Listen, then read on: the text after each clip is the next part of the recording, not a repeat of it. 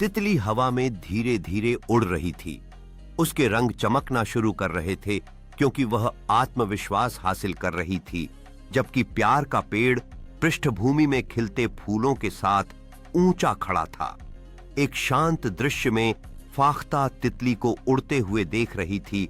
उसके चेहरे पर गर्व और खुशी का भाव था।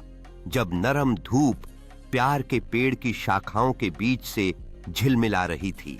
एक सुबह एक फाख्ता ने प्यार के पेड़ के नीचे एक तितली देखी जिसकी पंख टूट गए थे।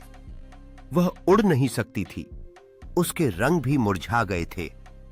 अब मैं बेकार हूं, तितली ने धीरे से कहा। फाख्ता ने नर्मता से एक फूल की पंखुड़ी उसके पंख के नीचे रख दी। दिन गुजरते गए, हवा ने साथ दिया, पेड़ ने छाया दी। फिर एक दिन तितली फिर से उड़ गई, थोड़ा धीरे थोड़ा कम, लेकिन खुशी के साथ। मैं उड़ रही हूं, पेड़ ने फुसफुसाया।